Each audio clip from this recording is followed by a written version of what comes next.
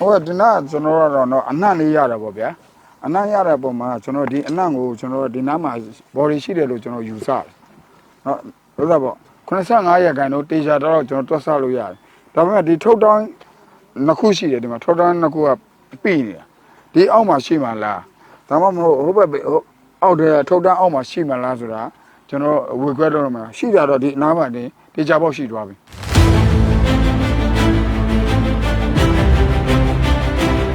အထက်မှာလူတယောက်ရှိရင်တယောက်ဘယ်လောက်ကဲနိုင်မလဲကျွန်တော်ကဲနိုင်အောင်ကြိုးစားမှာပဲ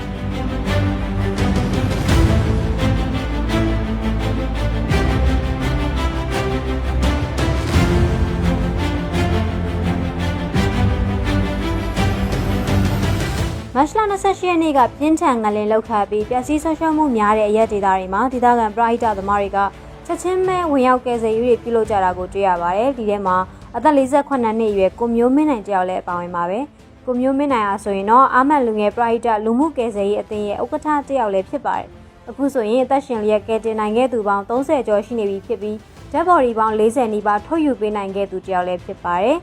။ဒါဒီဘင်းကြီးတွေကိုကျွန်တော်အဲ့ဒါဖြတ်ထုတ်ပြရတယ်ဖြတ်တော့ကျွန်တော်ဂိုင်ဒါနဲ့ဖြတ်တော့အချိန်တအားကြာနော်ဒီအောက်မှာပြီလေ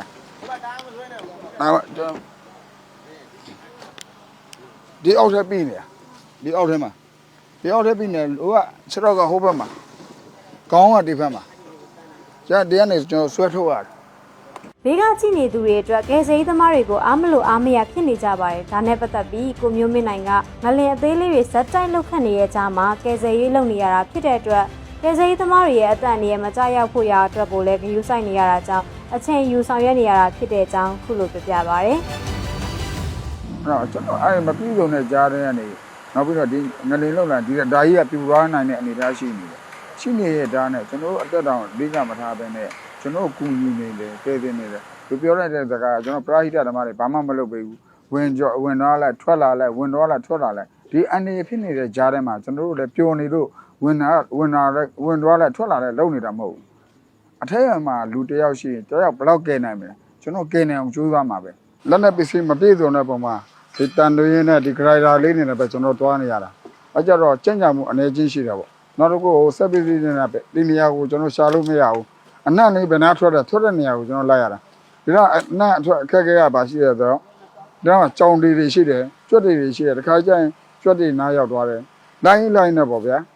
ကျွတ်တင်နားရောက်သွားတယ်တခါကျကြောင်တင်နားရောက်သွားတယ်အဲ့လိုအနေထားမျိုးတွေလည်းကြုံရတယ်ကယ်ဆယ်ရေးတက်ကရိယာပစ္စည်းတွေမရှိပေမဲ့လူတွေကိုကယ်ဆယ်ခြင်းနဲ့စိတ်အရင်းခံကြောင်းအခုလိုနေညမပြတ်ကယ်ဆယ်ရေးတွေဇက်တိုက်လုပ်နေကြတာဖြစ်တယ်လို့သူကဆိုပါတယ်လက်ရအားကိုအသုံးပြုပြီးလုပ်နေရတာဖြစ်တဲ့အတွက်စက်ပစ္စည်းကရိယာတွေအများကြီးလိုအပ်နေပါတယ်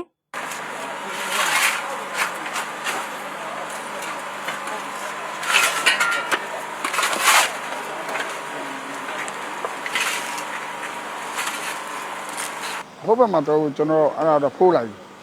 အဲ့ဒါဖိုးရတဲ့ဟာအမှတော့ထွက်တယ်အဲ့ဒါဥစ္စာပေါ်လက်ဝက်လက်စားတွေထွက်တယ်လက်ဝက်လက်စားတွေကိုလည်းကျွန်တော်တို့ရွှေရတော့နည်းနည်းများတယ်ပန်ရှင်တယ်ဟိုကျွန်တော်လက်ရောက်အပ်ပေးလိုက်တယ်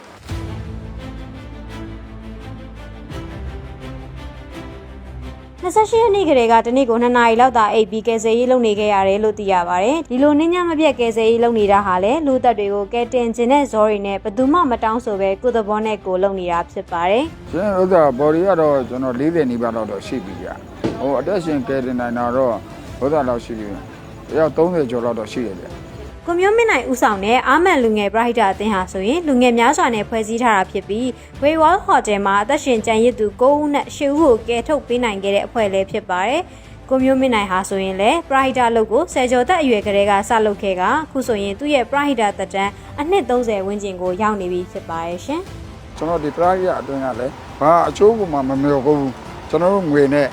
အတတ်နိုင်ဆုံးပေါ့နော်။ကျွန်တော်အလူရှင်တော့မျှော်လင့်တယ်ဒါပေမဲ့အလူရှင်မရှိတဲ့အချိန်မှာကျွန်တော်ရှိတဲ့ဟာနဲ့ကျွန်တော်အိတ်ဆိုင်ပြီးတော့လောက်ငန်းနဲ့ဖြစ်အောင်ကျွန်တော်သုံးပြီးတော့အများအကျိုးအတွက်ကိုတည်ဖို့နေတာပါ